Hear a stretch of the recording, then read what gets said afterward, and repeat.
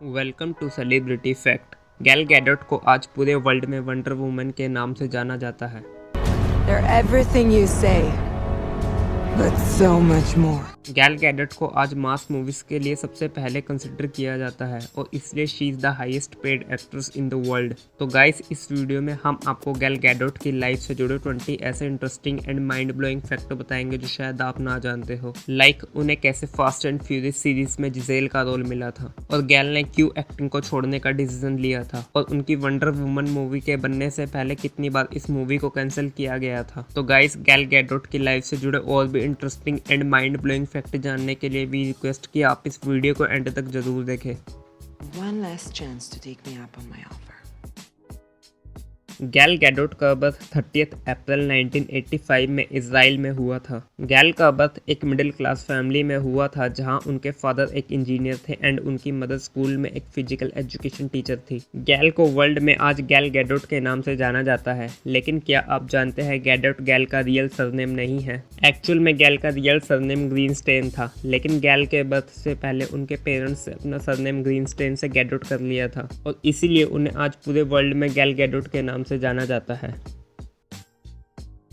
गैल स्टार्टिंग से ही अपनी लाइफ को फुली फ्रीडम जीना चाहती थी और इसीलिए उन्होंने 12 साल की उम्र में ही jazz and hip hop dance की ट्रेनिंग लेनी शुरू कर दी थी एंड इसके साथ ही गैल ने जॉब भी करनी शुरू कर दी थी, जहां उन्होंने अपनी लाइफ की फर्स्ट जॉब एक बेबी सिटर के तौर पर करी थी। लेकिन थोड़े दिनों बाद गैल को ये जॉब बोरिंग लगने लगी और इसीलिए उन्होंने बर्गर किंग में काम करना शुरू किया। गैल ने अपनी टीनेज में ही मॉडलिंग करनी शुरू कर दी थी। हालांकि उन्होंने ये मॉडलिंग सिर्फ साइड इनकम जनरेट करने के लिए करी थी, लेकिन बाद में उनका इंटरेस्ट मॉडलिंग में आने लगा और आगे चलकर 18 साल की उम्र में उन्होंने मिस इजराइल में पार्टिसिपेट किया, जिसकी गैल विनर बनी। गैल ने एक इंटरव्यू में बताया था कि उन्होंने मिस इजराइल में पार्टिसिपेट सिर्फ एक फ़न के तौर पर किया था, लेकिन उन्हें कभी भी आइडिया नहीं था कि वे इस कंपटीशन की विनर बनेगी। मिस इजराइल बनने के बाद गैल ने मिस यूनिवर्स में भी पार्टिसिपेट किया, जहां उन्होंने अपनी कंट्री इजराइल को रिप्रेजेंट किया, लेकिन मिस इजराइल की तरह गैल मिस यूनिवर्स कॉम्पिटिशन नहीं जीत पाई। मिस यूनिवर्स बनने के बाद गैल ने अपनी कंट्री में एज एन सोल्जर सर्विस दी। हालांकि गैल को सोल्जर की जॉब अपनी कंट्री की वजह से करनी पड़ी थी, क्योंकि इजराइल कंट्री की पॉपुलेशन 10 मिलियन से भी कम है और इसलिए वहां की गवर्नमेंट का रूल है कि हर इजराइल सिटीजन को अपनी लाइफ के 2 साल आर्मी को देने होंगे, ताकि वॉर जैसी सिचुएशन में उनके हर एक सिटीजन का यूज किया जा सके। और इसीलिए गैल गैडोट को अपनी लाइफ के 2 साल अपनी कंट्री की सोल्जर सर्विस के लिए देने पड़े। गैल ने जब अपनी सोल्जर की जॉब कंप्लीट करी तो उस टाइम गैल ऑलरेडी इजराइल में काफ़ी पॉपुलर थी, जहां में मॉडलिंग में काफ़ी रिनाउन फेस थी। लेकिन इसके बावजूद भी गैल ने अपनी कॉलेज की स्टडी कंप्लीट करी। हम कई बार देखते हैं जब कोई स्टार इतना पॉपुलर होने के बाद अपनी स्टडी से ज़्यादा अपने करियर पर ध्यान देता है, लेकिन गैल इन सबसे थोड़ा अलग थी, जहाँ उन्होंने अपनी स्टडी को अपने मॉडलिंग करियर से ज़्यादा प्रेफरेंस दी थी।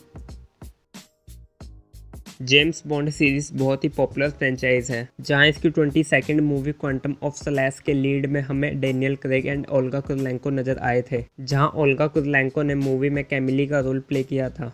लेकिन क्या आप जानते हैं इस रोल के लिए कास्टिंग डायरेक्टर ने गैल से भी कॉन्टैक्ट किया था और गैल ने इस रोल के लिए ऑडिशन भी दिया था, लेकिन वे इस रोल के लिए सिलेक्ट नहीं हो पाई थी एंड फाइनली ये रोल ओल्गा कुरिलेंको ने प्ले किया था।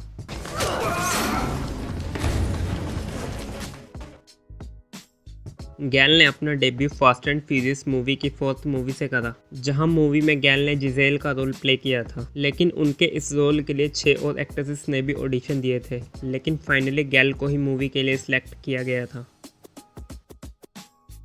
गैल की first appearance fast and Furious movie में दिखी, लेकिन क्या आप जानते हैं उनको मूवी में जिजेल का रोल कैसे मिला था। एक्चुअल में जिस कास्टिंग डायरेक्टर ने क्वांटम ऑफ सलास मूवी के लिए गैल से कॉन्टैक्ट किया था, उसी कास्टिंग डायरेक्टर ने ही गैल से जिजेल के रोल के लिए भी कॉन्टैक्ट किया था। एंड ऑडिशन के टाइम जब मेकर्स को गैल के फॉर्मल सोल्जर होने का पता चला तो मेकर्स इस बात से काफ़ी इम्प्रेस हुए, क्योंकि मूवी में काफ़ी वेपन्स का यूज़ होना था एंड गैल को पहले से ही काफ़ी वेपन्स की नॉलेज थी और इस बात को देखकर ही गैल को फास्ट एंड फ्यूरियस मूवी में जिजेल का रोल ऑफर किया गया था।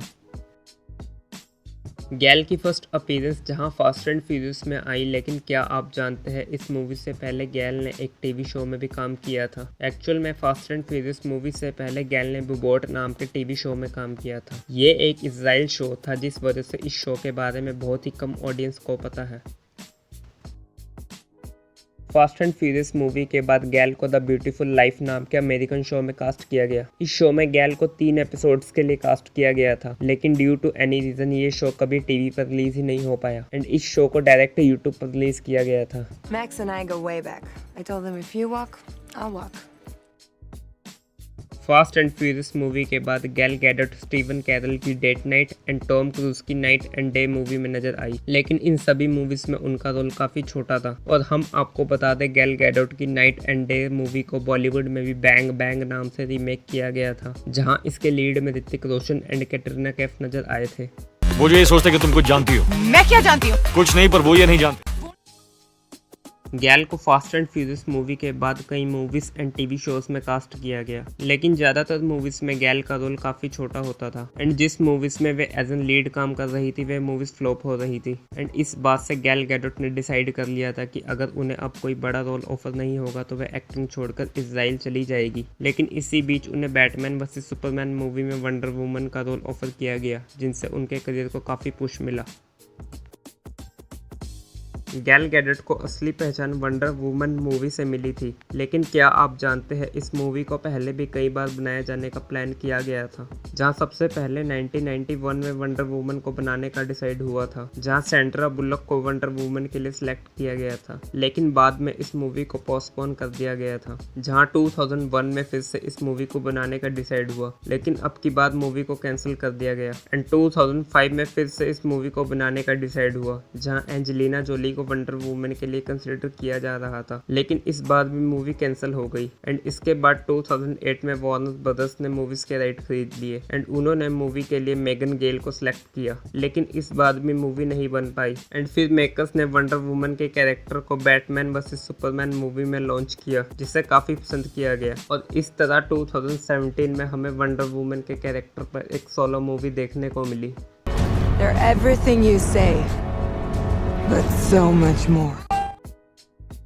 वंडर वुमेन मूवी में गैल ने काफ़ी एक्शन सीन्स किए थे एंड इस मूवी से पहले गैल ने सभी मूवीज में एक्शन सीन्स खुद शूट किए थे, लेकिन वंडर वुमेन मूवी के टाइम वे प्रेग्नेंट थी, जिस वजह से उन्हें इस मूवी में फर्स्ट टाइम बॉडी डबल का यूज़ करना पड़ा था।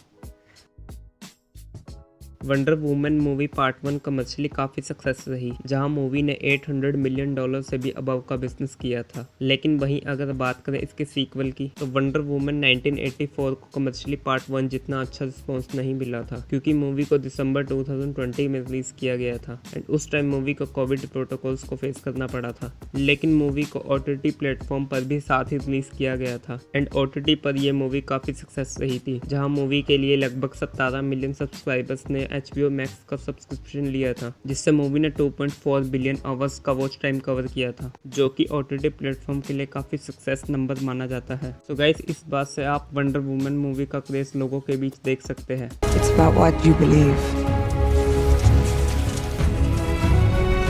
And I believe in that.